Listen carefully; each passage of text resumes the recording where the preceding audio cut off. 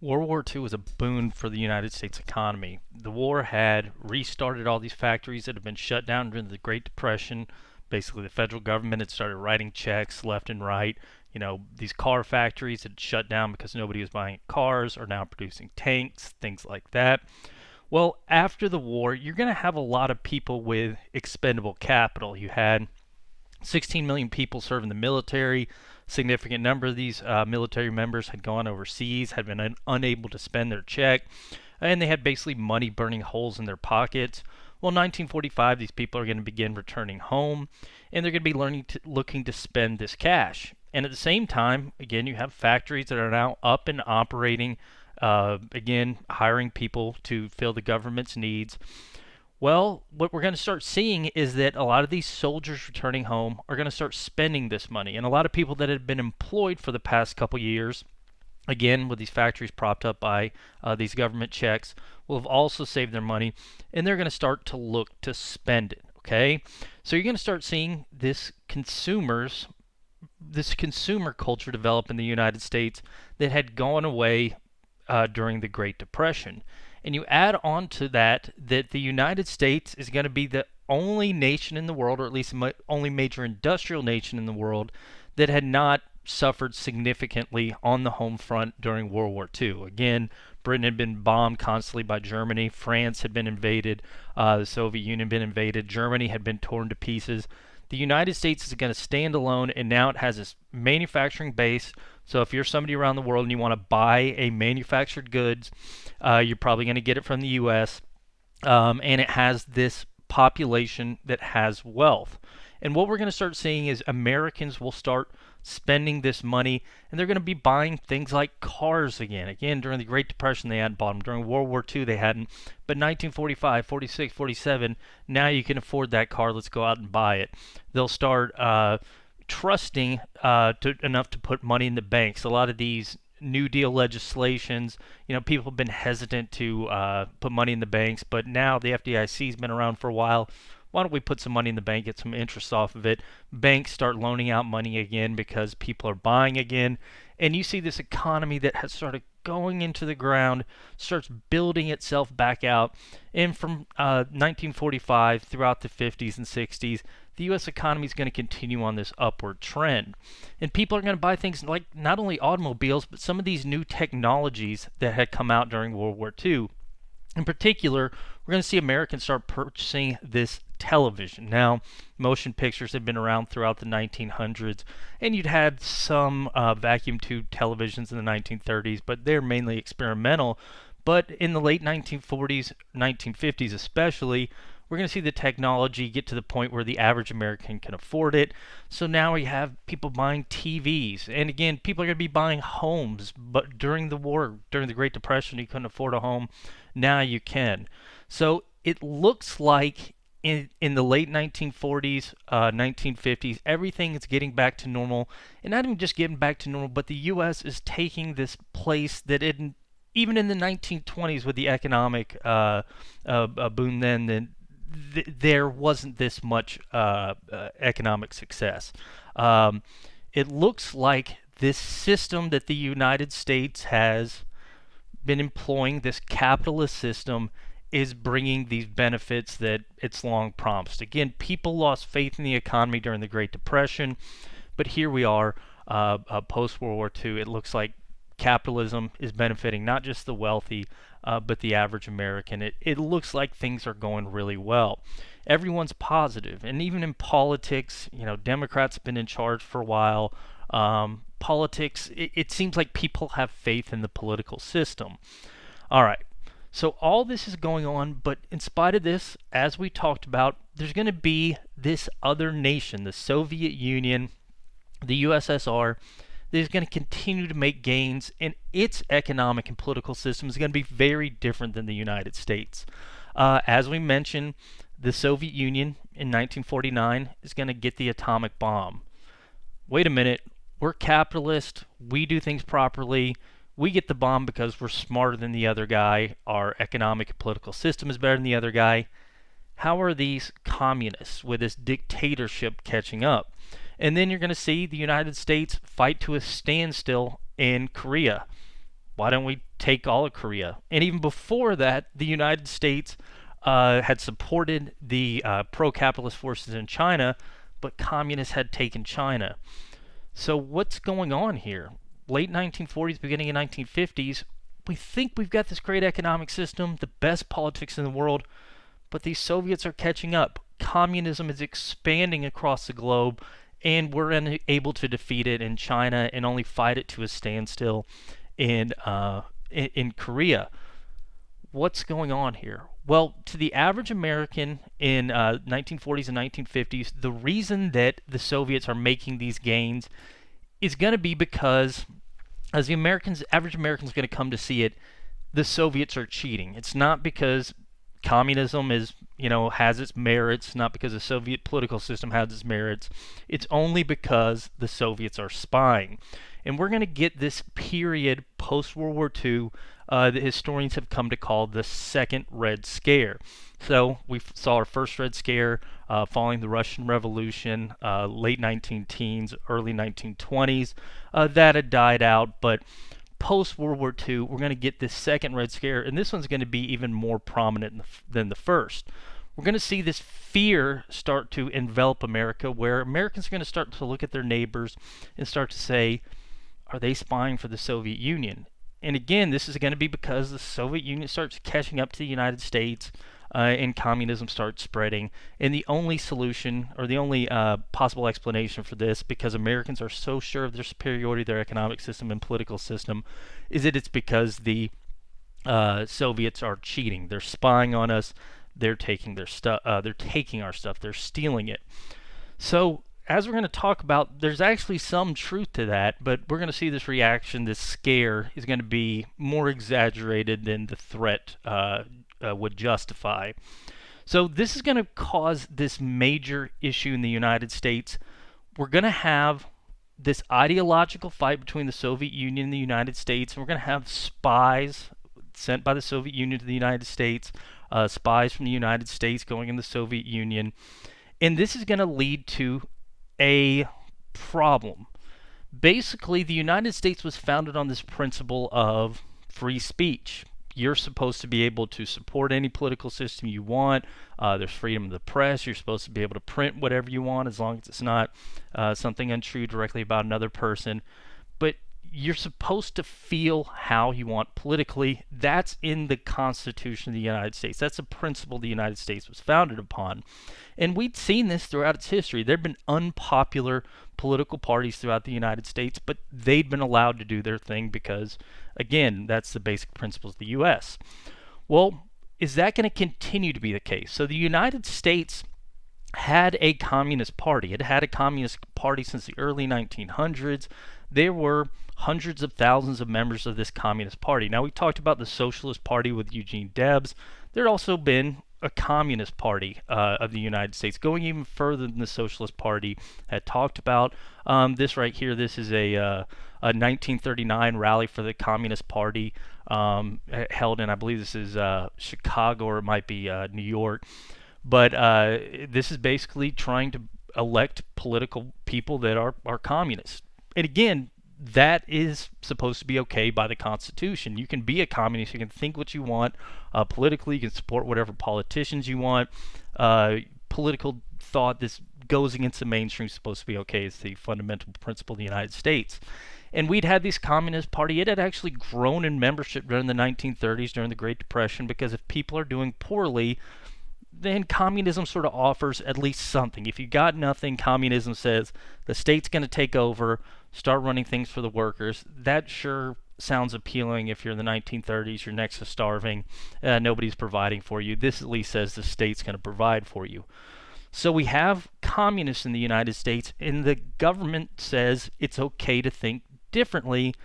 But what if you get spies, and a lot of these spies are coming particularly from this Communist Party? Members of the Communist Party are more likely to be spies. Again, per the Constitution, it doesn't mean that you then take the rest of the communists and you prevent them from expressing their political views. But, what happens now that we have the atomic bomb? Okay, you're living in a world now that the founding fathers couldn't envision. So when the founding fathers wrote that you're supposed to have freedom of speech, political expression, the most terrifying weapon was a cannon that can maybe take out a couple, not even a dozen people, half a dozen people, if the cannon's fired perfectly. This is a world now where a single bomb can take out an entire city. And we're going to get to the point where it can take out an entire state. Can this Constitution formed in 1787, written in 1787, exist in a world with the atomic bomb? And can the American government continue to fulfill its promises of certain rights to the people and not violate this Constitution, and also keep out the Soviet threat?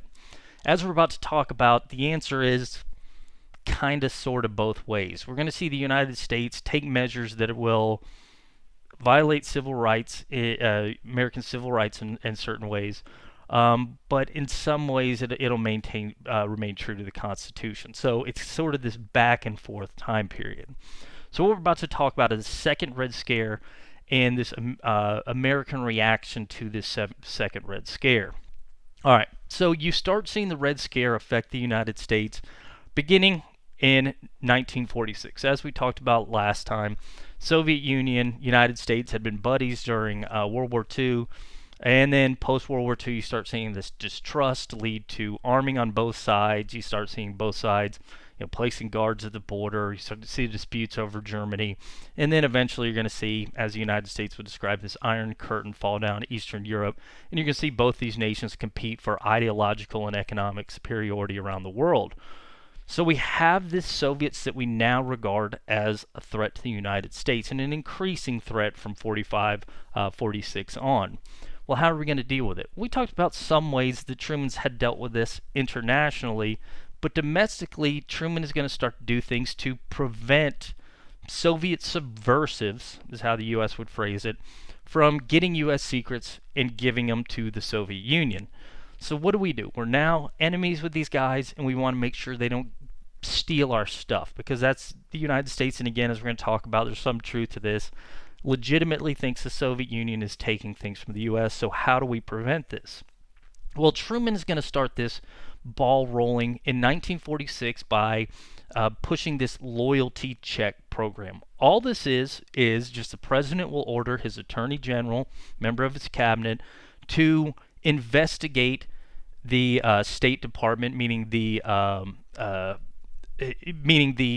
branch basically under Truman's control, under the control of the president, investigate to determine if there's any Soviet influence here, and find out if members of the State Department, and actually this is going to eventually expand to the rest of the United States government, if there are certain groups within the United States that are more susceptible to Soviet influence than others. So are there unions that maybe have communist sympathies, and do these communist sympathies manifest that they're willing to fight against the United States and support a foreign government, meaning the Soviet Union? Are there people in the United States that value their ties to communism and therefore the Soviet Union more than they value their loyalty to the United States? So what Truman is going to do is he's going to order his attorney general to employ the FBI in investigating these potentially subversive organizations throughout the United States and see if they have any influence in the State Department and eventually the whole of the U.S. government. Well, the guy that's going to end up taking charge of this loyalty check program is going to be a guy named J. Edgar Hoover. He's the head of the FBI. Now, we talked about the FBI a little bit before, initially formed in 1908 as this interstate investigatory body. So they had been formed to root out prostitution rings, root out organized crime that took place over state lines. Because way back in 1908, you had local city police departments trying to handle things. They don't have the resources to take down major organizations, especially when we're talking crime, and then eventually during Prohibition, booze, that kind of thing. It takes a lot of work and it takes a lot of organization to handle these big projects. So the FBI was a progressive era program to cut down on this large-scale crime. Well, the FBI continued this. Again, Prohibition, it started cracking down on illicit alcohol sales. Obviously, that ended in 1933. but you had this federal organization that investigates crimes. Well, as part of the loyalty check program, FBI will be employed to investigate whether groups within the United States are sympathetic to the Soviet Union. Well, the guy in charge, J. Edgar Hoover, he'd actually been head of the FBI since 1924. So from 1924 to 1946, when the loyalty check program is put in place, he's the head of the FBI. Now that is 22 years. That's a long time to be serving in a government position. J. Edgar Hoover had actually taken over as head of the FBI in his late 20s. That's pretty rapid rise to power. Not only that, but J. Edgar Hoover is actually going to remain head of the FBI until 1970. So from 1924 to 1970, edging in on 50 years in the same government position. That is incredibly significant. And it really says something because the FBI is appointed by the president. And initially you have a Republican president, then you're going to have a Democratic president, then you're going to have, as we'll talk about, a Republican president again, then another Democratic president. Being able to stay in this position when one party enters, another party leaves power, that's pretty incredible. Hoover's able to achieve this because he learned that, you can stay in power by finding out secrets, not just on criminal organizations, but politicians. And what Hoover would do is he would devote part of the FBI to investigating the people in charge of them, and particularly presidents. From what I know, he's got some beef on FDR, how he would sleep around. I'll give you actually a really good example. We're going to see this president-elect, we'll talk about this towards the end of today, but a guy named John F. Kennedy be elected president. Well, Hoover knew that JFK slept around a lot. He is going to send his guys out. They're going to wiretap JFK's room. They're going to find evidence of him sleeping with women, these extramarital affairs. And basically, Kennedy, at one point when he takes over as president, will want to fire Hoover, but Hoover's going to basically tell him, you do, I'm going to ruin your political career because all this stuff will be leaked to the public, so go ahead and keep me in charge. Hoover will do this consistently. Now, he's going to do it so much that there's a lot of accusations. I mean, there's a lot of stuff you'll hear about Hoover. Some of it I think is true. Some of it I think is sort of made up because he's kind of a bad guy and people want to exaggerate things they think are negative about him. But one of the things I think is true is that there's almost this perversion for information. He loved to find out about the secrets of people's lives, in part because of his political, it helps his career, and then I think also in part of it, he just liked seeing powerful people brought down to this level of, I can shame them with this information. So he's incredibly good about keeping himself in power. He's also incredibly good about digging up dirt on everybody. Well, he's also very paranoid, you could say. Well, when tasked by Truman in 1946 to find subversives, Hoover is going to send his guys out, and they're going to come up with just about numerous organizations. They're going to find certain labor unions are potential homes to subversives. They've got communist sympathizers, and some of these sympathizers would be willing to sell out the U.S. to the Soviets. Same thing, Communist Party in the United States. A lot of prominent members, as Hoover would say, if somebody's a member of the Communist Party, there's a good likelihood they'll sell out to the U.S. secrets to the Soviets. Socialist Party of the United States, same thing. It's going to be primarily labor unions and then these dissident political parties. But he finds this, and what he's going to do is come up with this list that will he's going to give to the Attorney General, and this is going to be this list of subversive organizations. So he's going to report to the Attorney General. The Attorney General will then give this list to Truman saying, these organizations, if somebody's a member of it, they're more likely to sell secrets to the Soviet Union. So at this point, Truman doesn't have definitive spies. He just has this information saying that if somebody's a member of this organization, there's a likelihood that they could be a spy. And actually, Hoover's going to go even beyond that. He'll find certain books. If people have read certain books, he'll determine that, maybe they're more likely to sympathize with the Soviet Union, give them secrets. So he's going to include this in this subversive organization. Also saying, hey, if somebody's read this book or if they attended even a meeting of one of these subversive organizations, they're more likely to be a Soviet spy. So, in with this information, Truman is basically going to call for a look at the entire U.S. government, and he's going to have the FBI and he's going to have government officials go through, check employees' backgrounds to determine have at any point they been a member of Communist Party, Socialist Party, this union. Not only that, have they attended a meeting of this one of these organizations? If so, we don't want them beholden to U.S. secrets, so fire them. So Truman basically says, if there's anybody in the U.S. government that has at one point done these things, we don't want them in the government. Now, again, there is some logic to this because you don't want somebody providing spies to the Soviets, but at the same time, can't you be a government employee and believe things politically different than what your boss believes or what the average American believes? Well, Truman's going to say, no. If you have these thoughts, it makes you more likely to be a Soviet subversive. So we're going to see the U.S. government investigate some 3 million government employees. And out of these 3 million government employees, they're actually only going to find about 300 that are members of these organizations and fire them. But what they'll start doing at this point, though, is they're going to start making future government employees sign a document saying that I have never been a member of the Communist Party. I've never been a member of the Socialist Party, these type of unions, anything like that. So massive investigation, only 300 people are fired. But from this point forward, you're going to start seeing this. People have to sign these documents, things like that. And this is not just going to be directly U.S. government related, but it's going to be anybody that has associations with the U.S. government. So you'll see at universities, as we'll talk about a little bit more later, the United States government will start giving out more and more federal funds to universities. Well, because the U.S. government has this relation with universities, they'll start saying, if you hire a professor, we want them to make sure that they sign a piece of paper saying they've never been a communist, never been a socialist, because we don't want them in this trusted position of educating our youth.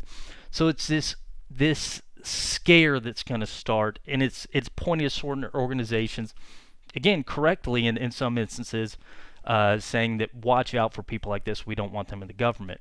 Now, an interesting side effect of this Red Scare that in this loyalty check program is one of the things they're actually going to check for in sitting government employees, and then they're going to do this continuing through the 40s and 50s and 60s, is if a government employee happens to be gay.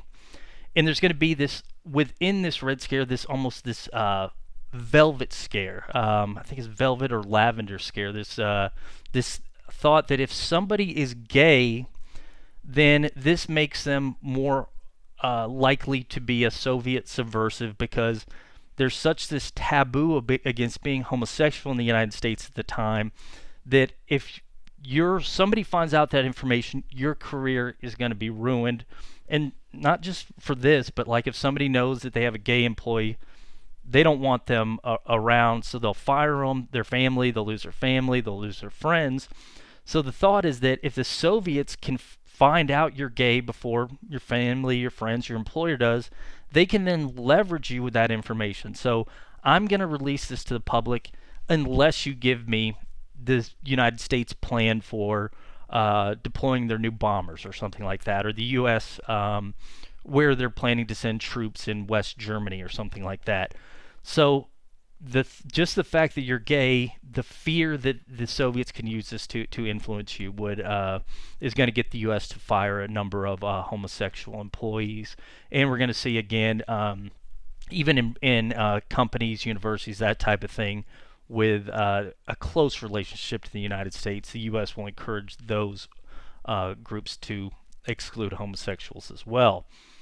All right, so United States is going through this loyalty check program, and we're going to have it catching some people, not a lot of people that have been members of these groups. Well, again, this is going to contribute to the Red Scare. Another thing that's going to contribute to the Red Scare is going to be the activity of something called the House Un-American Activities Committee. House Un-American Activities Committee. House Un-American Activities Committee, or HUAC. So what HUAC is it is a House committee.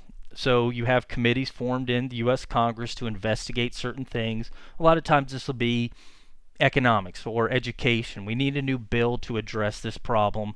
Um, and so in order to do this, we form a committee, and maybe the committee recommends a law to be passed through the House and the Senate, and then we get a new law passed. Well, HUAC is going to be a little bit different. It's actually formed in the 1920s, and it's formed basically on uh, initially to investigate potential Nazi sympathizers in the United States, in preparation for lead up to World War II. Again, the United States isn't going to get into World War II in 1941, but FDR is concerned about potential pro-German attitudes in the United States. He's also a little bit concerned about pro-Soviet attitudes in the United States. So HUAC is just this subcommittee, one of a bunch of different subcommittees in the House of Representatives prior to World War II. So just investigating things not very prominent. Well, when the Cold War starts in 45, 46, 47, we start seeing this rise in fear of Soviet subversive, Soviet influence. HUAC is going to take a more prominent role, and the press is going to start covering HUAC's activities in more detail. So what we'll start seeing HUAC do is start to fear that we're going to have communists in things like the media, things like Hollywood, entertainment, and there's this fear that if you have communists in the media and entertainment, they could influence the public through these mediums. So you, hypothetically, the fear of HUAC, if you have somebody who's a news reporter reports on Soviets in a good light, this will get more people willing to join the Communist Party, maybe spy for the Soviets. So HUAC, what it will start doing is calling up prominent members of the media, members of entertainment, and among other groups. It's basically investigating to determine who is a member of one of these subversive organizations and what potential there is to spy for the Soviets. Ones that are going to be most prominently covered, as you can imagine, are going to be media and Hollywood. Well, during these investigations, HUAC is going to learn about certain prominent members of the media, Hollywood, that had at one point or another been members of the Socialist and Communist Party, and they're going to call these guys before Congress. Now, if you go before Congress, you're not supposed to lie. So what HUAC would do is it would ask, are you a member of the Communist Party, or have you ever been a member of the Communist Party? And again, you're not supposed to lie to Congress. You get up there. If maybe you would join for a year. There's a Great Depression. It looks like capitalism's on its last legs, and you joined up because you thought this is a good alternative to capitalism, and you would tell Congress I was there for a year. Well, what Congress would then do is it would say, all right, well, who else is a member? Who else in the entertainment industry or media do you know that was a member of this? Well, you have a choice here. You can either not say anything, but then you could be charged with what's the term for this? When you disagree with court, contempt of court. There's another term I'm forgetting here. Or you could lie, but if you lie and then somebody else comes up and testifies, nope, this guy knew this person was a member, this person was a member, you could be perjured. And then even if you're just admitting you're communist, that's potential to be blacklisted. Essentially, you're not going to be hired by the U.S. government or hired by organizations that have a close relationship with the U.S. government. So imagine if you are this person that was a member of the Communist Party for a year. You don't have a lot of options here. You could either, again, lie and say I wasn't a member of the Communist Party, and maybe things are going to be all right if the truth's not found out. But if you do lie and the truth is found out, then you could be perjury, thrown into jail for a couple years. You could tell the truth, but then you're going to be asked to name other people and sort of sell out your friends that were maybe also just members of the Communist Party or Socialist Party for a year. And again, I keep having to point this out. It's not against the law to be a member of the Socialist Party or the Communist Party. You can think what you want politically in the United States. But we're going to see a lot of people come up, and you'll see some people just refuse to name names, and then that'll hurt their career even more. Just being a member of the Communist Party going to hurt them. But then they say, I'm not cooperating in the United States. Now they can be brought up on charges. They can also are going to be blacklisted. But you will see a lot of people that will choose to cooperate. One of the guys that's going to choose to cooperate is a guy named Whittaker Chambers. So Whittaker Chambers was an editor for Time magazine, so a prominent media organization. So the U.S. again investigating, make sure its magazines aren't pushing this pro-communist and pro-Soviet agenda. So Whittaker Chambers, they had heard from a different person they brought forward that he had at one point been a member of the Communist Party. So it's concerning that he's now a editor for one of the most prominent news organizations in the United States, Time magazine. So Whittaker Chambers is going to be brought to the stand in 1948 before HUAC and asked to name names. Were you a member of the Communist Party? Yes, Whittaker Chambers will say, I admitted I was a member of the Communist Party in the 1930s for a brief amount of time. I am no longer a communist. He will say, I now understand that communism is wrong, and I think that I was at fault for, having joined it. I'm all on board with team capitalism. Yay, capitalism. So he admits to have joined the Communist Party, and he's also going to admit that while he was a member of the Communist Party, he learned that other members of the Communist Party were cooperating with the Soviets and were subversives for the Soviets. So he's going to say, in the 1930s, not only, I didn't do this, well, as we'll talk about, he did a little bit, but I was a communist, and I knew other communists who were working with the Soviets. One of the guys that Chambers is going to point out is a guy named Alger Hiss. And this is going to be particularly important to HUAC because Alger Hiss had been a member of the State Department. He'd worked very closely to FDR. Well, Chambers will say that during the 1930s, Hiss would get these state secrets. So he would, being so close to FDR, learn about, this is where U.S. troops are going to be sent. This is where the U.S. is investing a lot of money. The U.S. has got this Manhattan Project going on. And what Hiss would do is he would take pictures of these U.S. government documents, and then Chambers would say that Hiss would ask Chambers to then deliver them to Soviet contacts. So Hiss would take these, hand them off to Chambers. Chambers would then take these documents and give them to Soviets. Okay, so these guys are members of the Communist Party. Again, that's not illegal, but working with the Soviets is treason. Chambers admits to being a part of this treason, but he says, I was only the middleman. Hiss was the one doing the spying. I was just the one delivering the message from Hiss to the Soviets. So this obviously is going to get the attention of HUAC. This is exactly what they're looking for because you have a direct government spy no longer in the State Department. So Hiss had, since 1945, he'd quit. But for a long time, you had this not only communist, but pro-Soviet subversive spy, potential spy, at least according to Chambers, working closely to FDR. So after Chambers testifies, HUAC will call forth Alger Hiss. Now you've got to come forth and you've got to testify and say whether or not Chambers' accusations are true. Well, Hiss gets before HUAC, and initially he's going to be incredibly well spoken. This is part of the reason he'd gotten so far in politics is because he a very smooth talking individual. And HUAC, you'll see these various congressmen come up and talk to him. Were you a member of the Communist Party? Now, Hiss will admit to that. Yes, I was a member of the Communist Party. Again, this isn't illegal. Were you a spy for the Soviets? Hiss is going to say, no, I was not. I never spied for the Soviets. And he's going to say, I never even knew Whittaker Chambers. That guy's lying. This guy is just making stuff up. I was a member of the Communist Party. Again, not illegal. Again, I did work for the State Department. But this passing information to the Soviets is a lie. And he gets up and he kind of makes HUAC look foolish. The various congressmen can't get him to say anything. But we're going to get this one guy, this new member of Congress, this guy named Richard Nixon. He's a first-term member of the House from California. He's going to start backing Alger Hiss into a corner. He will eventually get him to admit to knowing Whittaker Chambers. Now, he doesn't back him into a corner enough to admit to working with the Soviets, but through this various testimonies, he's going to get Hiss to basically have to admit to lying to Congress about knowing Chambers. There's actually an interesting backstory about this. Chambers will provide Nixon and Congress with this information that he says that he kept.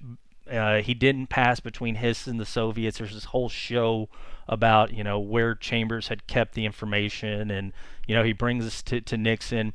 Nixon goes to Hiss and says, well, what about this microfilm roll? What about these pictures?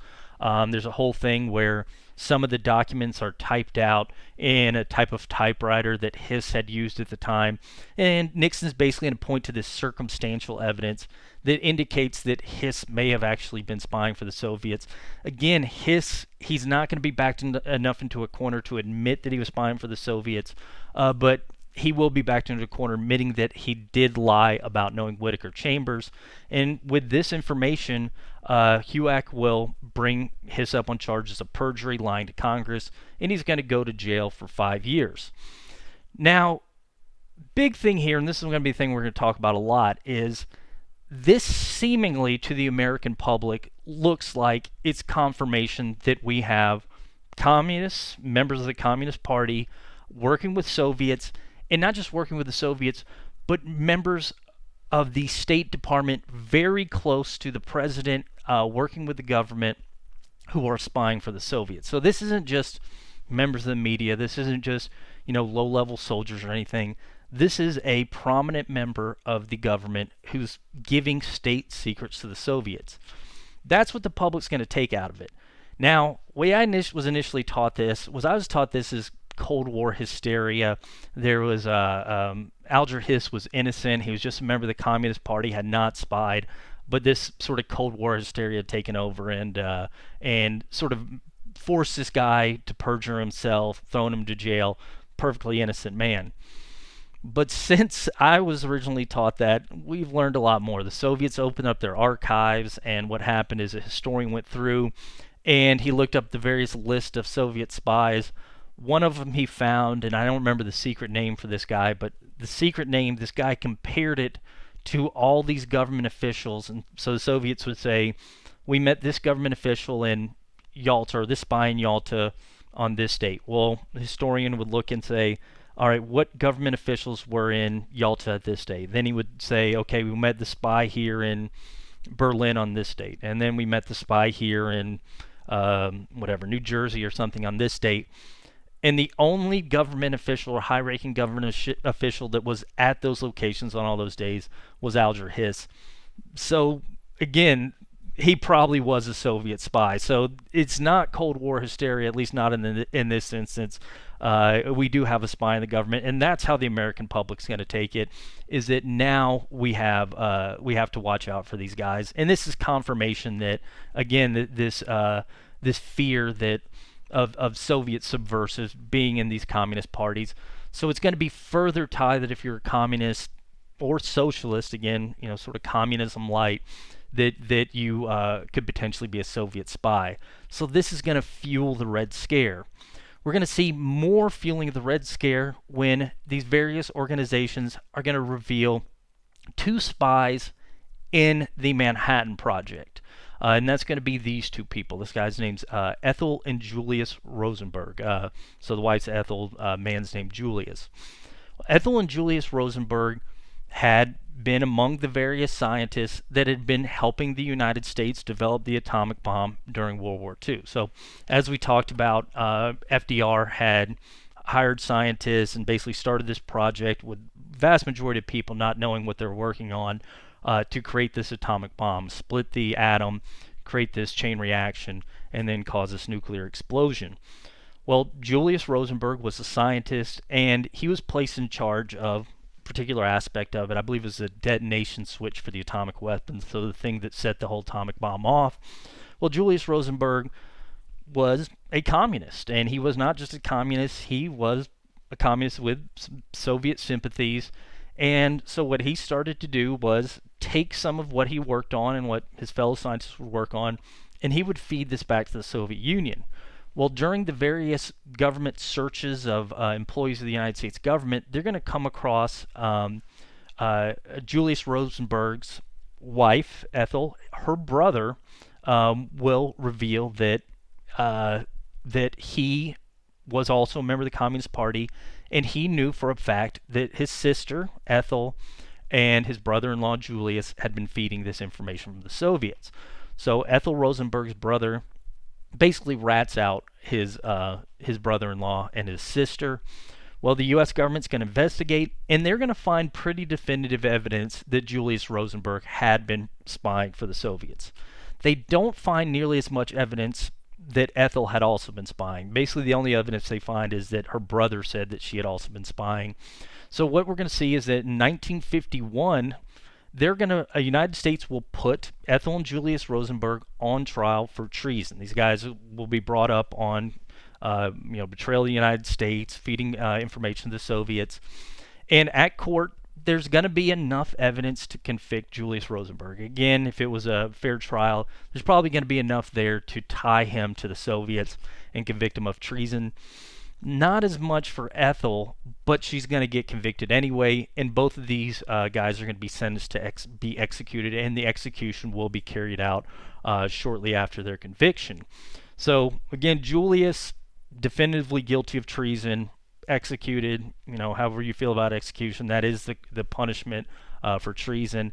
Ethel, we don't know if she's guilty. Probably guilty. I mean, if her husband's doing it, and there is this one testimony, but is the evidence there to execute? Probably not. But the United States does it anyway. They make the conviction, and then the judge will rule that she be executed as well. Now, they're going to be the only two American civilians that are going to be executed for espionage-related activities during the Cold War. And again, Julius probably executed, or rightfully executed. Ethel, we don't know so much. Now, it's kind of interesting because this trial brings up some questions. Is this right to execute, particularly Ethel, when you don't have this kind of information and you're not sure if she's 100% guilty? Shouldn't she just have a short period of time on trial? Well, if you're somebody that's a member of the United States government, you would say, can we just let anybody give away nuclear secrets to other countries? This is what's keeping the United States powerful. It's our means of defense. Can we just have people handing it left and right? Shouldn't we do a show to say you can't just hand out nuclear secrets to anybody that asks for them? So there's that. But then again, if it's not a fair trial, aren't you violating the Constitution, the rules of the United States? And the other question that's going to come up is, were they kind of right in doing this? So the reasoning Ethel and Julius Rosenberg have for giving it to the Soviets was not that they disliked the United States, because, again, they were doing fairly well in the United States, but basically they feared that the U.S. would grow too powerful if it was the world's sole nuclear power. So if you only have one nation with a nuclear bomb, then that gives this nation power over the other nations, and in order to prevent that and even things out, they'd given the nuclear secrets to the Soviets. Now, again, I'm not going to make a judgment in this. Maybe they should have given it to somebody besides the Soviets, like Peru or something like that. Sort of a country that's not this country that has a huge potential for destruction. It's like the Soviets, with also the world's biggest army. But whatever, I don't know the answer here. But we do see these questions come up. How long do we stretch this Constitution, or how far do we stretch this Constitution in matters of nuclear war? So again, we have these subversive organizations. There's some proof to this stuff. Then we have, again, Alger Hiss. Now we have definitive Soviet spies in government. And this keeps feeding into this Red Scare, feeding into the Red Scare, feeding into the Red Scare. And that's going to lead to, by the way, Truman's going to get reelected in 48. He's going to continue on for a second administration. But that's going to lead to this communism becoming a political subject, okay?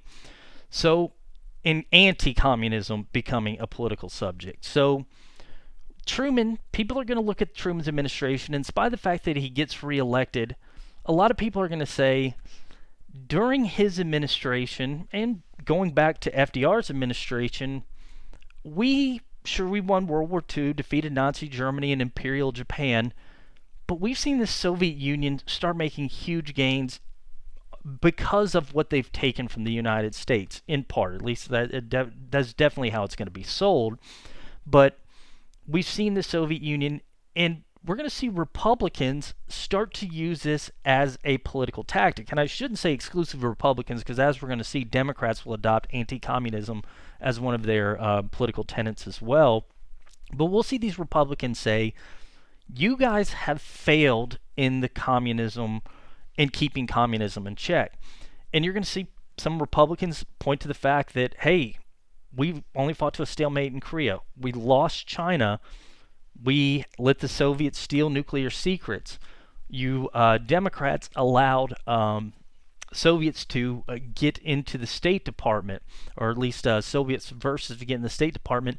This is a failing of your government, and some Republicans see this as a way to get back in power. Point out the flaws in containing communism, the Democrats' inability to contain communism. And perhaps the most prominent of these Republicans to use this anti-communism as a tool is going to be this guy, Joseph McCarthy. Now, Joseph McCarthy, not really anybody prominent prior to 1952. I'm sorry, 1950.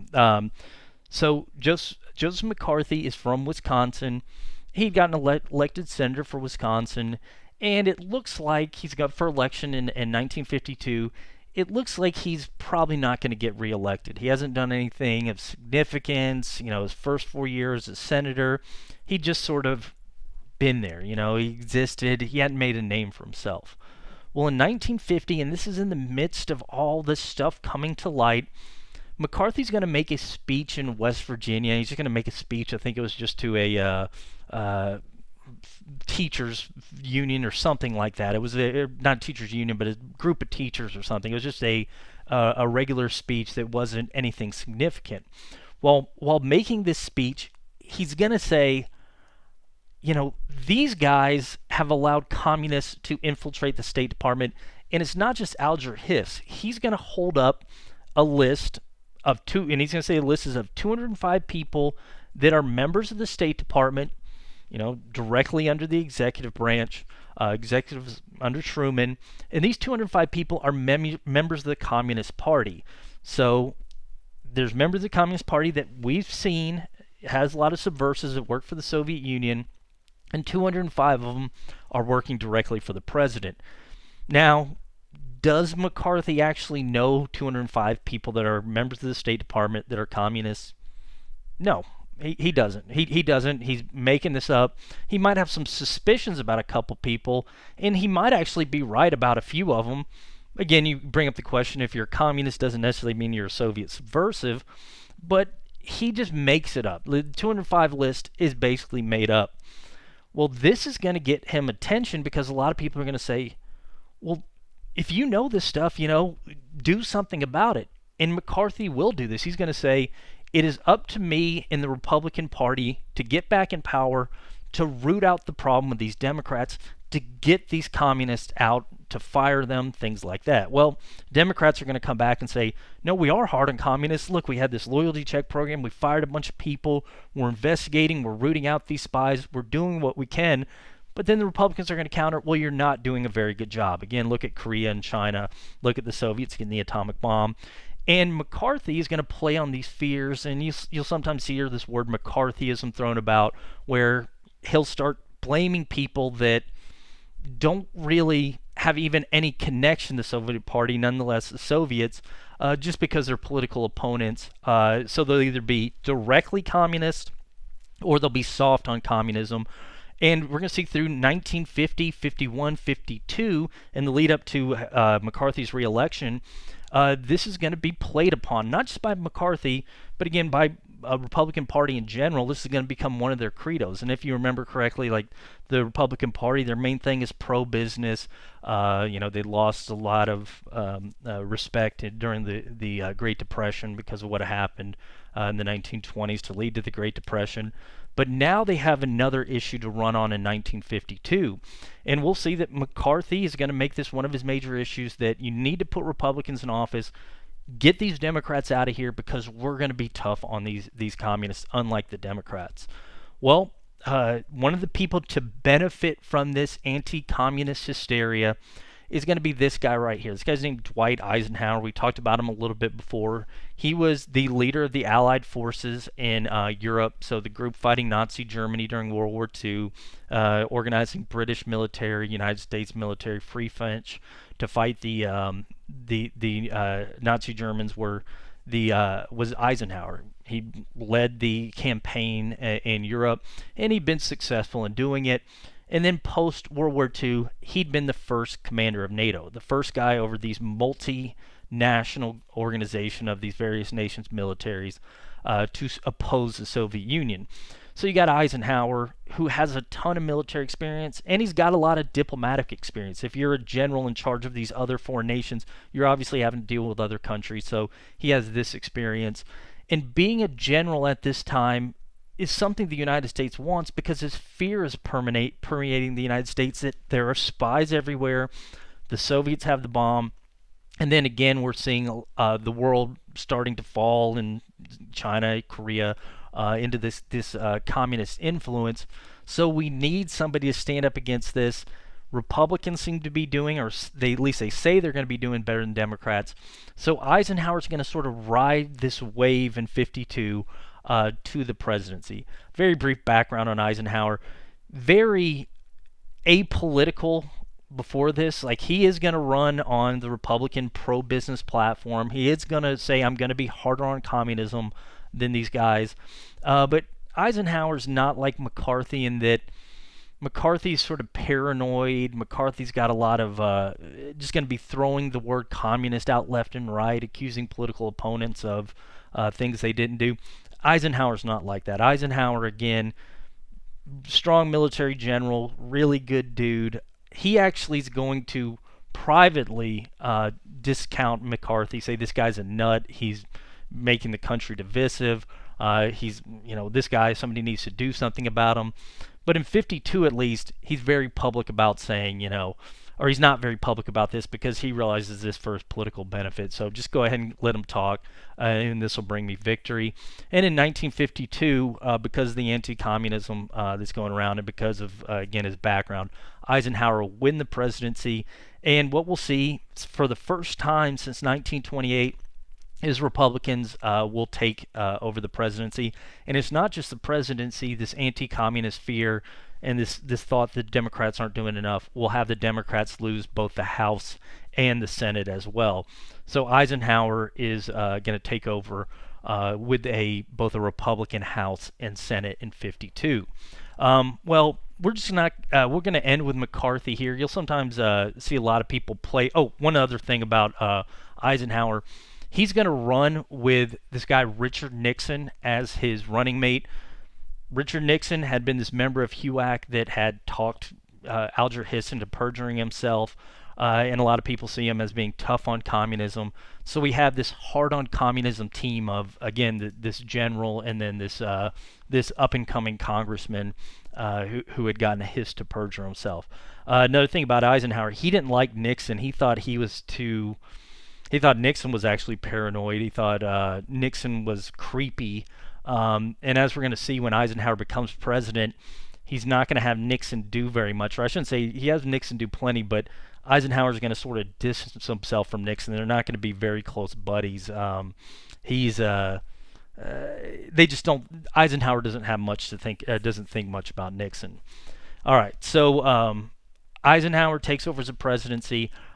Fairly easy. You can look at this. The only place that Eisenhower's going to lose is the Democratic stronghold in the South. Republicans win everywhere else. Right after Eisenhower takes over as president, McCarthy is going to start going on these, becoming even more accusatory. He's going to continue with his anti-communism sort of rants. Eventually, people are going to start saying, wait, this 205 list, you haven't really found any communists, because he's not. He's going to investigate the U.S. Army, not going to find anything. Eventually, he's going to investigate the U.S. Army. He's going to start accusing people based on one of his aides doesn't want to get drafted. It's a whole story you should look up. But one of his aides doesn't want to get drafted, and there's going to be some disagreements with the U.S. Army. Some private information is going to be revealed there. And basically, the Army's going to call out McCarthy and say, listen, this guy is going too far. there aren't nearly as many communists in the government as he's saying, and he's starting to point fingers for political reasons, or he has been pointing fingers for political reasons. There's no,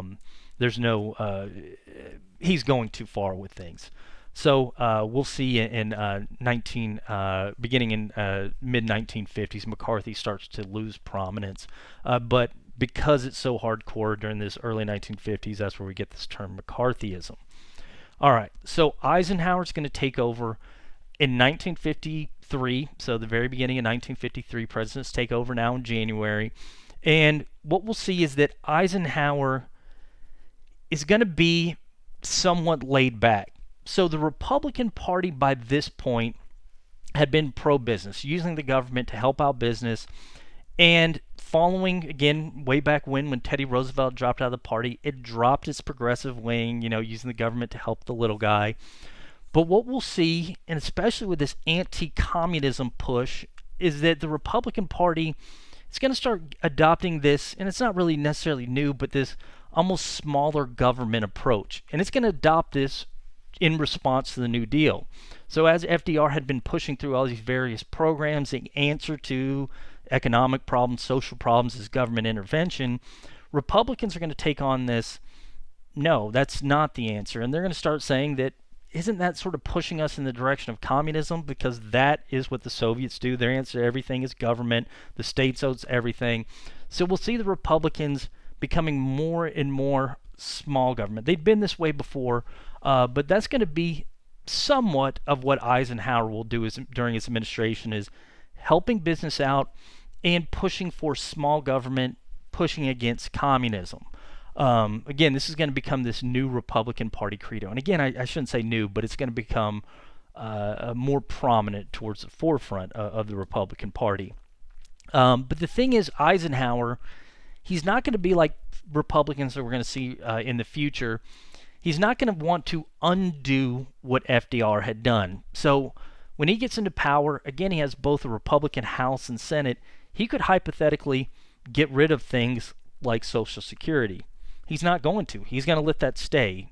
He could get rid of things like the Tennessee Valley Authority. He could start privatizing that. He says, no, we're going to let that stay. Agricultural Adjustment Act, or the revised Agricultural Adjustment Act, we're going to keep that. Fair Labor Standards Act, we're going to keep that. He's not going to want to get rid of previous Democrat programs. So he just basically is going to leave things the same. He's just not going to do anything new, okay? So it's this small government attitude, but it's not this dismantle government attitude that we'll see later. It's just this sort of smaller government thing. All right, well, what is Eisenhower going to do? Well, almost everything major thing that Eisenhower is going to do during his two administrations, he's going to be reelected in 1956, are going to be focused on anti-communism in one way or another. And we'll see the economy, or the government, is going to change in this anti-communist sort of mold. And the economy is going to change in part because of this anti-communist direction the United States is going to go in. So some of the things that are going to happen under Eisenhower in this anti-communist attitude are not necessarily going to be big deals, or not going to be something that are going to drastically change the United States. Like, for one thing, what we'll see under Eisenhower is under God being added to the Pledge of the United States. So we all know the Pledge of the United States before 1954 did not say that on in the pledge. And in the United States, money didn't have "In God We Trust." So why are they adding God during Eisenhower? Well, Soviet Union is atheist. They don't believe in God. It's a state, it's not like they killed people that were Christians or anything like that, but they deterred it, and it was basically promoted atheism. And so this would make us different than those godless communists by adding God to our money and our Pledge of Allegiance. So that's one thing that Eisenhower's going to do, is sort of promote this Christian style of thinking, because it makes us different than the Soviets. Another thing Eisenhower would do, and this is one thing that is related to the Cold War that probably only he can do, he actually reduces the size of the Army. So like the U.S. Army, when he got into power, I mean, it had gone down from World War II levels. He's going to bring it down even further, and he's going to stop funding as many tanks, things like that, in production, because basically he's going to realize the U.S. can't afford to continue to spend this kind of money, and he's going to promote this more bang for your buck approach. And as a matter of fact, the term bang for your buck comes out of Eisenhower's administration, where they want more explosions and more damage done for the amount of money the U.S. government's spending. So they adopt this more bang for your buck approach, and he's actually going to decrease things.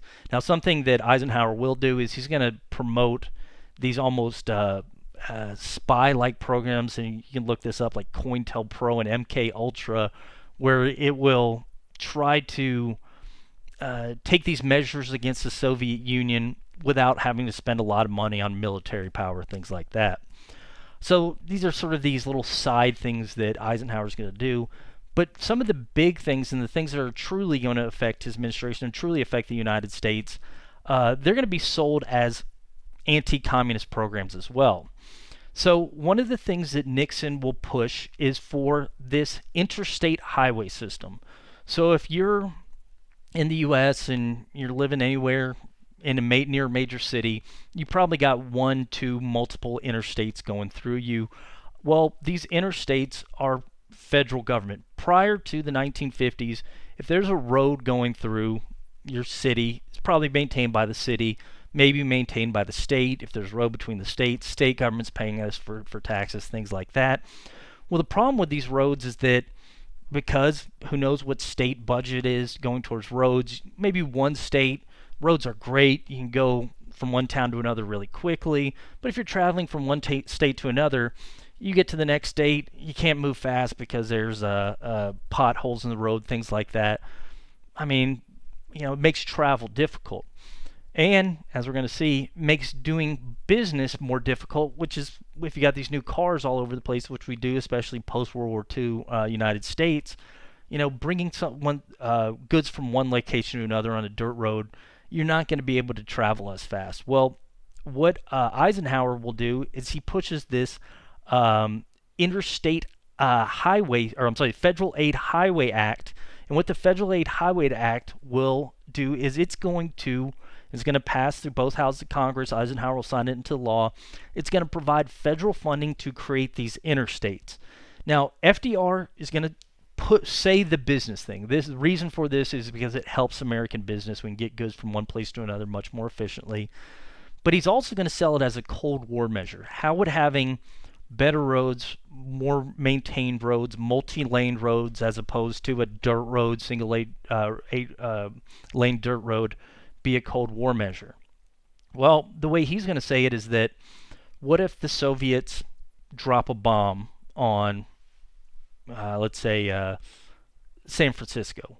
What if these people need to evacuate San Francisco? They've got a bomb incoming, or a bomb's just been dropped. People don't want to get hit by the radiation cloud. They need to get to Oregon. Well, right now they're doing it on a one-lane road. They're not going to get there in time. People are going to die, and we're going to have disaster. But if we have a nice federally maintained two-lane road, man, they can move quickly. Also, same thing, what if the Soviets invade? What if Soviets and China get together and invade? Not very likely, but, if it happens, you need to get tanks to a city, something like that. It's going to be much easier to do it on comfortable 2, 3, 4-lane road than it would be on a dirt road. So he sells it as a Cold War measure, but in reality, it's more of a pro-business measure. Fits the Republican pro-business agenda. By the way, this is absolutely going to be effective. U.S. interstate system absolutely increase commerce, increase trade between these various nations, and it's going to have this effect of changing the demographics of the United States. So if you ever look at a map of the United States, you'll see these lines throughout the U.S. Some of these are based on old railroad lines, like this right here. This would be the old transcontinental railroad right there. But if you look at right there, or if you look at right here, that's the interstate highway system. Now, again, part of this is because it's doing the most direct route between one city and another. This would be I-35 right there. But what happens is when the federal government builds these roads, people move to them. So you're going to get a lot more commerce going back and forth between there. And so you need gas stations. If you have industry, you want to build your factory near an interstate highway because it allows you to get your goods to market much quicker. So we see a lot more people move along this. And basically this creates this whole cities where there hadn't been cities. Another thing with the interstate highway system is that because it's now going to make getting to cities so much quicker, a lot more people will start moving out of cities that work in cities. So if you worked in a factory prior to this interstate highway system, you're probably going to be living in the city or very close. Well, now that there's this nice, well-maintained highway that you can get to the city really quickly, maybe you're going to move to a suburb instead. You don't want to live near the factories with all the smoke, things like that. And again, you can also add racism and anti-immigrant to that. You don't want to live near immigrant workers, black workers, things like that. This white flight, you'll sometimes see this portrayed as. You don't have to anymore because you have the option. You can still get to work in time if you move 20 miles out of the city, because now all you've got to do is hop on a high or an interstate, and you can get to the city in the same amount of time it might have taken you, within the city not too long ago. And so you're going to start seeing these suburbs pop up. Now, there were suburbs before the interstate highway system. You're just going to see a lot more of them. And you also you couple this with the fact that you see more Americans with money in their pocket, and you're going to start seeing these the suburbs grow significantly in the 1950s. So this is a side effect of this interstate commerce system, or this interstate highway system. Another thing Eisenhower will do is he's going to push for Alaska and Hawaii statehood. So, we've been using this map of the United States for a long time. It doesn't show Alaska and Hawaii. Well, Alaska and Hawaii had been like Guam. Now, Philippines are now independent, but the United States still has possessions overseas. American Samoa has Guam, Puerto Rico. Well, some of these places had been pushing for statehood, and the United States had been on unstable 48. Math on 48 is not very easy. It sort of messes with your brain. So some people are going to start saying, what about adding Hawaii and Alaska as states? Now, people have been saying this since not long after the U.S. had acquired these territories, but there wasn't enough impetus for this, in part because Alaska, there wasn't that many people, and then Hawaii, there were a lot of people that were of non-European ancestry. That's part of the reason pushing against Hawaii. But now these two states are going to gain prominence. Hawaii had gained prominence because it had been attacked during Pearl Harbor, and now in the Cold War, it's this important base to getting to China, to getting to Russia. And if there is a war against Russia or China, then Hawaii is probably going to be a major target yet again. So it's of incredible military importance. And the same thing with Alaska. So Alaska is right across from Russia. If Russia's going to be sending bombers over with nuclear weapons, they're probably going to first hit Alaska. So how can you have the front lines of your country not even receive representation in Congress? So what Eisenhower will do is he's going to push for both Alaska and Hawaii to become states, and both these states will enter the Union as the 49th and 50th states during Eisenhower's administration. So we finally get the 50 states that we have today. Another thing that FDR is going to do is, even though he decreases the size of the military spending somewhat, we'll see the U.S. continue to develop technologies to, again, more bang for your buck.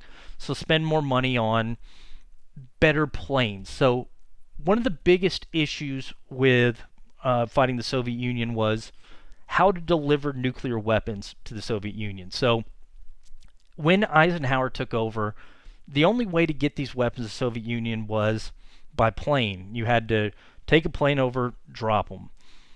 Well, the main way you would do that. And so if you want to get to Moscow or something, you got to send 100 planes, hope a couple of them make it, drop their payload. So what the U.S. would try to do during the late 40s, early 50s, and continuing on after that, is come up with better planes that could maybe evade Soviet radar or fly above Soviet radar and get to these various targets much quicker. Well, this is going to lead to a surplus and advancements in plane technology, and it's also going to lead to a lot of pilots entering the civilian fleet or ending civilian life. So if you got World War II, fighter pilots, bomber pilots everywhere. After World War II, a lot of these guys, you don't need the people bombing Japan and Germany anymore. So some of these guys move on to something else. Same thing during the Cold War. You're hiring a lot of pilots. They basically got to, be on call if you need to drop bombs in the Soviet Union or need a fighter jet to escort these guys or whatever. Well, a lot of these technologies and a lot of these pilots are going to become available to commercial airline industry.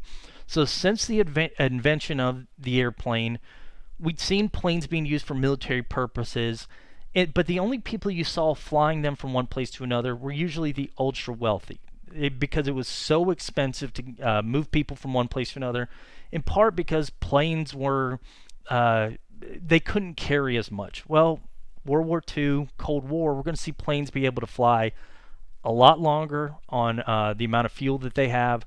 They're going to become more comfortable because now they can be pressurized. You don't have to have cold air the whole time. You can go even higher in elevation because they're pressurized.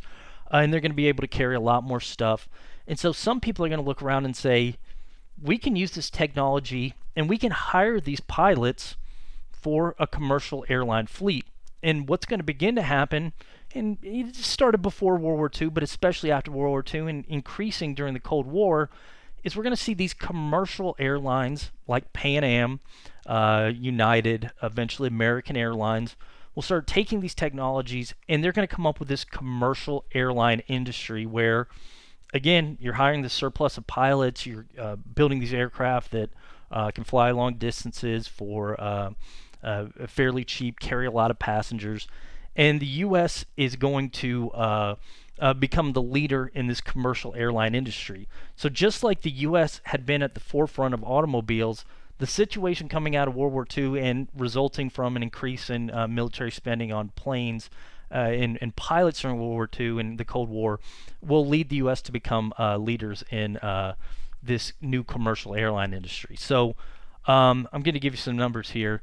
In 1945, U.S. commercial airlines traveled about 3 billion miles annually. So 3 billion miles annually. So that's a very small amount of distance. By 1970, they traveled 130 billion miles annually. So in just a little over 20 years, the United States has increased its amount of commercial travel, airline commercial travel, by 5,000%. And again, you can say this directly comes out of the Cold War. Another thing that's going to come directly out of the Cold War during the 1950s is going to be the fact that the United States is going to make nuclear advances during the Cold War that will end up leading to civilian changes. So the United States had used the Manhattan Project to develop nuclear technology to create an atomic weapon. Well, a lot of the nuclear scientists, Albert Einstein in particular, had preferred the United States use this technology instead to devote to creating energy. Split the atom, causes chain reaction to create energy. You heat up water, then you get this water going through a turbine, through steam, creating steam, then the steam going through a turbine to create mechanical energy, which then turns into electrical energy, and then you can power homes. Well, the United States had started experimenting that, but they'd actually use this nuclear energy to try to come up with better ways to bomb the Soviets initially. So what you saw the U.S. do with this nuclear energy, besides making bombs, is it would come up with things like nuclear aircraft. We can't bomb the interior of the Soviet Union because we can't reach there. Our planes just don't have enough fuel. But if we have a nuclear engine powering these things, maybe we can get there. Well, the nuclear plane is going to be scrapped because it's kind of impractical. If what happens if things crashes out of the air, you got radiation everywhere. But one vehicle the U.S. will develop in the 1950s is a nuclear submarine.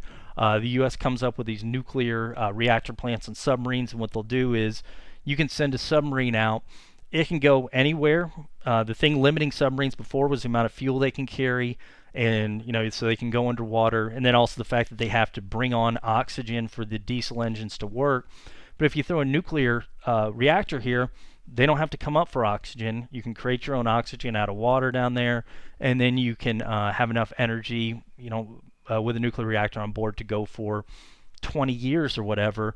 So the only thing that really limits these things is the amount of food on board to feed the crew. So what the U.S. can now do is they're going to develop these submarines that you can send out anywhere, and you can put on one of Germany's V2 rockets, and we'll talk a little bit more about this. You can pull up right off to the coast of the Soviet Union, and you can deliver a nuclear payload that way. So the U.S. will actually develop nuclear technology in creating energy out of nuclear fuel for the purpose of weaponry, but we'll see some civilian power plants or people that are distributing electricity will actually take this technology from the United States and in cooperation with the United States start creating nuclear power plants. Okay, so we're going to see our first commercial nuclear power plant in 1957 developed off this technology that the United States government has been using to create weapons to deal with the Soviet Union. This commercial company will use it to create this nuclear power plant that instead will split the atom and will use this heat to power homes, or will use the energy used to power homes.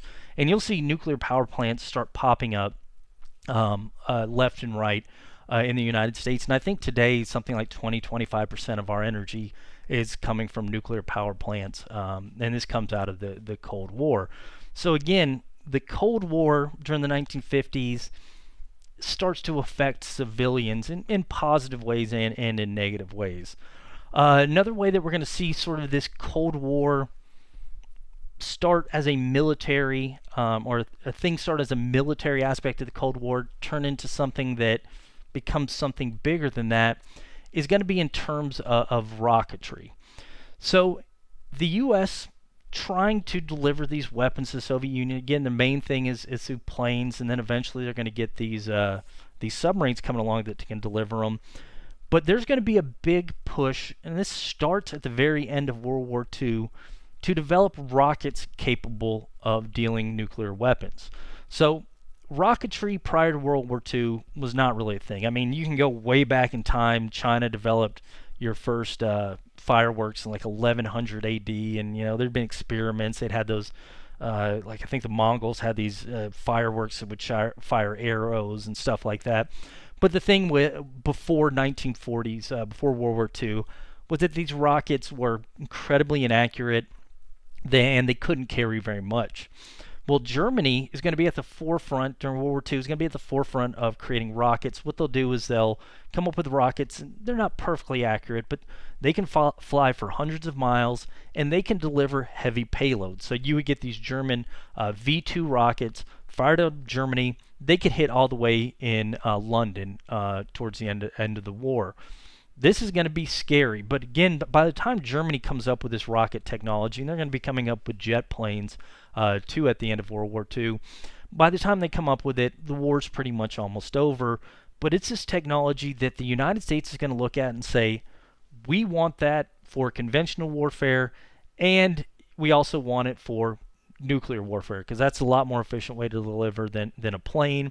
The Soviets are also going to see this, and so at the end of World War II, what you have is both the United States and the Soviet Union rushing into Germany to try to get these rocket scientists from Germany to bring them back to their own country. So United States, you'll sometimes hear Operation Paperclip, where basically the U.S. will go into Germany.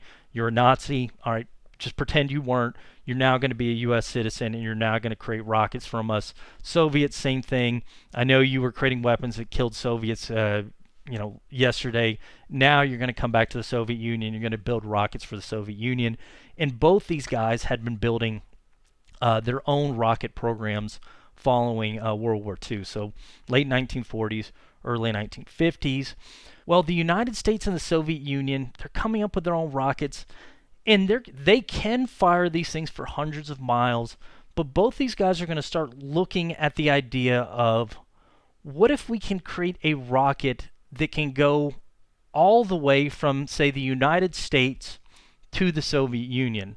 Then we wouldn't even need to have all these planes in Europe, and we wouldn't need to have these small range nuclear rockets that we have in Europe. By the way, the U.S. would ask its allies like Turkey to put nuclear weapons there, and things like that. Other European nations put these here in case the Soviets attack. But the United States sort of wants a guarantee that the Soviets don't attack, and the only way you can really do that is if you can launch from U.S. soil. Soviets, the same thing. We want a rocket that's powerful enough to go intercontinental from one Soviet Union to the United States. So both of these guys in late 1940s, especially 1950s, start pushing to build these ICBMs, intercontinental ballistic missiles. Well, Soviets, again, they're got their German scientists working on it. Soviets are working on it themselves. The United States have their scientists on there, and German scientists that they had captured. And it's going to be this competition throughout the 1950s.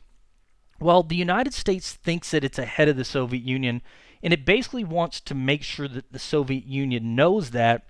So what Eisenhower is going to do in 1955 is it's going to make this brag or this claim that in 1955 the U.S. is going to be able to build a rocket that will escape the Earth's orbit and put a satellite into the atmosphere.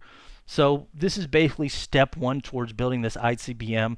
So Soviets, don't you do anything, because in 2-3 years we're going to be able to get you whenever we can do this. Because if we get into orbit and we escape the Earth's gravity, we can drop something anywhere. Well, the United States makes this announcement. The Soviets, they're going to start putting their German scientists, their scientists to work on their own intercontinental ballistic, or their own, rocket that's going to escape the atmosphere. And it's going to become this first step of what we're going to come to know as the space race. So basically, both sides announced that they're going to be able to create a rocket to escape the Earth's atmosphere, and the U.S. is going to start to put work on their program. The Soviets put work on their program. And the U.S. is confident, again, hey, we got the better economic system, we've got capitalism, we're going to be able to do it first. Well, unfortunately for the United States, on October 4th, 1957, radios in the U.S. are going to pick up that this beep, and it's going to, the U.S. is going to come to learn this is coming from the Soviet satellite Sputnik. Basically, the Soviets had put a rocket launched into atmosphere, unleashed the satellite, and this is going to be orbiting the Earth outside of the Earth's gravity. And Sputnik is going to, the beeps from it are going to be a reminder that now we've got the score, and it's Soviets 1, U.S. 0 in the space race. Well, the United States is going to be upset, but they're thinking, all right, well, we've almost got ours ready to launch, so this isn't a big deal. They're just beating us by a little bit. But unfortunately for the United States, in December 1957, they try to launch their own satellite into space, but the rocket will explode on the launch pad. So now it's definitively Soviets 1, United States 0. Well, after this happens, the U.S. actually completes its intercontinental ballistic missile in 1958, although they're not going to end up revealing that to the public. But it doesn't even matter, because basically the United States public is going to look at this, and this is going to be a slap in the face. How did these guys beat us? We say our political system, our economic system is better, but they got us. They got the satellite in orbit first. Well, what the U.S. is going to do in response to this is say, you know what? That's not the real space race. The real space race is who can get a man into space first, and then bring that man back safely. That's the true test of the space race.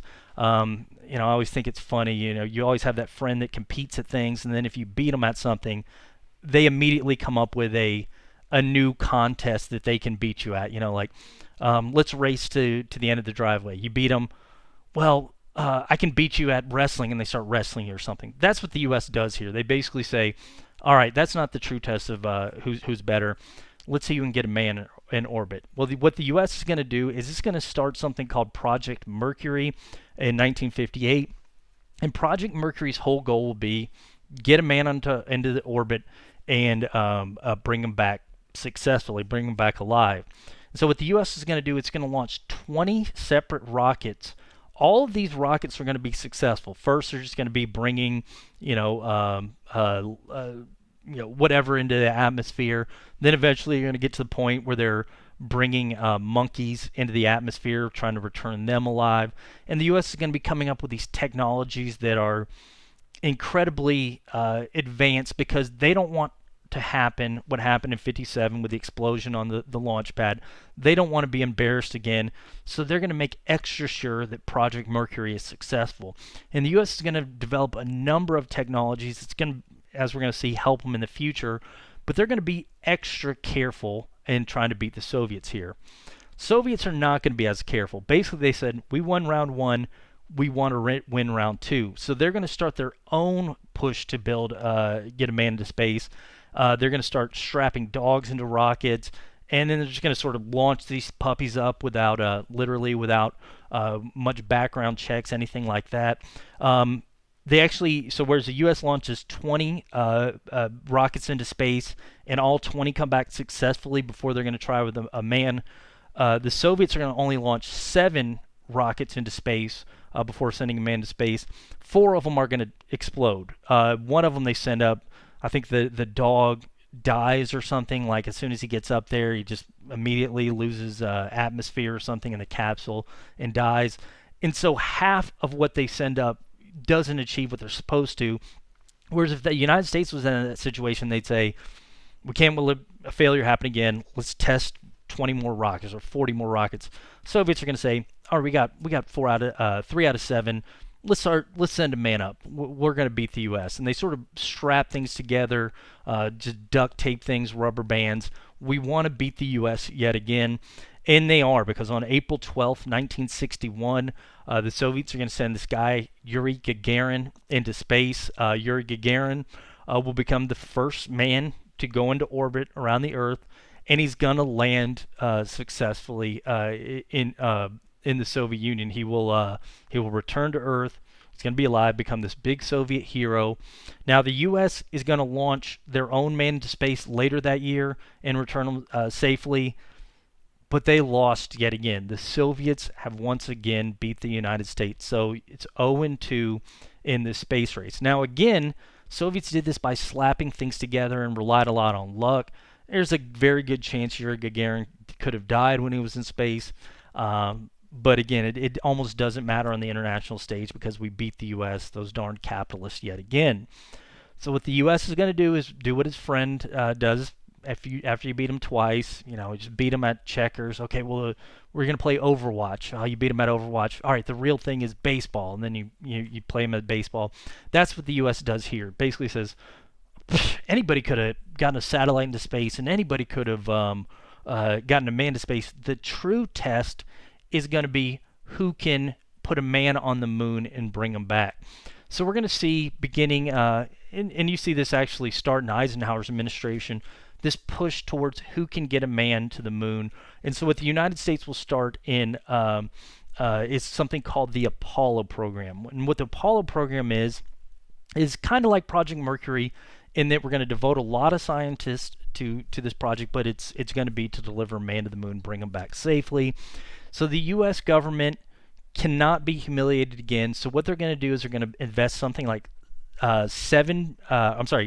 initially they think it's only going to be $7 billion, but it's going to end up being $20 billion, which is about $200 billion in today's dollars, maybe even more than that. $200 billion in today's dollars because they've got to beat the Soviets. And the U.S. is going to start hiring private contractors, hiring scientists. They start something called NASA. Actually, they started that in Project Mercury days, but they're going to put NASA to work on this project. And they're going to start hiring people to solve every problem you're going to have on your way to the moon. So basically, there's this fear that you're going to have radiation when you escape the Earth's atmosphere. How do you deal with that? How do you land on the moon and then escape the moon's gravity to return back to Earth? Do we, have a plane essentially that comes off of the rocket we send up there and then take the plane off? Eventually, they're going to come up with this lunar module and have the initial launch rocket or launch capsule surround the moon, and then you'll have the lunar module reconnect with the original crew, And what they're going to do is they're going to come up with all these different solutions, and they're going to take a lot. It's going to take a lot of money and a lot of dedication to do this. A ton of problems. We're going to see coming out of this program things like Velcro. That's going to be, as a solution. How do we seal something quick and efficiently? How can we do it even if you're wearing, astronaut gloves, stuff like that? Freeze-dried foods. If you have water, you don't want it going around everywhere. And getting in all your all the instrumentation when you escape the gravity. How do you do that? Well, let's just freeze dry it before we go up. And so what you'll see is a lot of sort of technologies spurned by this thing. We get our first digital clocks, essentially, that are going to come out of this Apollo program. So, ton of people invested in this, and this is going to continue on. Again, it starts with Eisenhower. It's going to continue on through the 1960s. Over 400,000 people at various times will be employed in this program. So, again, 20 billion, 400,000 people will work on this. And in 1969, July 20th, 1969, we'll see this 11th Apollo mission. So they're going to have 10 missions before this, testing out various systems, going around the moon to see if it's possible. On the 11th one, they're going to eventually land these 2 astronauts. We know the first guy that's going to get out of the lunar module, a guy named Neil Armstrong. Second is going to be Buzz Aldrin. Does anybody know the guy that's going to remain in the module circling the moon? Nobody does. It's Michael Collins. I had a coworker who was on Jeopardy, and he was going to win Jeopardy, and he got to the last question, and they asked, who was the third person in the parade in 1969 after returning from the moon? And they said Neil Armstrong, Buzz Aldrin, who else? He didn't know, so he lost Jeopardy, but it's Michael Collins. And these guys are going to launch, they're going to land on the moon, and they are going to return to Earth safely. So the U.S. has gone down 0-2, but they finally win this leg of the space race. Soviets, as we're going to see, a lot of people think that their space program had sort of been bulked by the scientists they'd taken from Germany, and then the Soviet Union is going to go through a ton of economic problems in the 1960s. They're not going to be able to match this. They're not going to be able to meet this. As a matter of fact, the same day that the Apollo astronauts land on the moon, the Soviets, here's Buzz Aldrin, Neil Armstrong, but the same day that the Americans land on the moon, Soviets land an unmanned, or try to land an unmanned lunar module on the other side, but it blows up on entry. And the Soviets are never obviously going to land on the moon. The U.S. will send, 4 more Apollo missions that will land on the moon. And again, this is sort of a hey, we finally won a leg of the space race. And again, this Apollo program, this thing, U.S. is going to take a lot of pride in this. This is going to be one of those things like, if you talk about significance and you talk about doing what you can, this is humans putting a man on the moon. This is a species on one planet flipping the bird to one celestial body to go to another celestial body, even though temporarily. I mean, this is huge. This is maybe the greatest technological achievement in human history.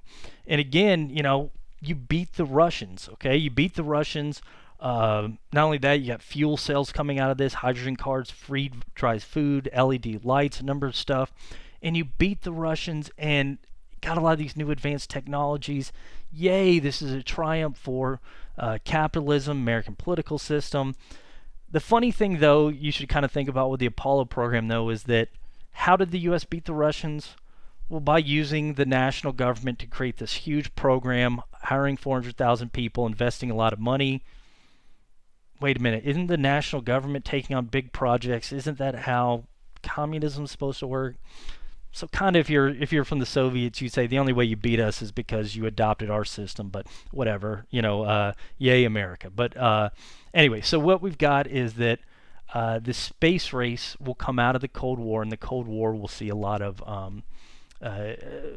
things change in the United States as a result of this Cold War.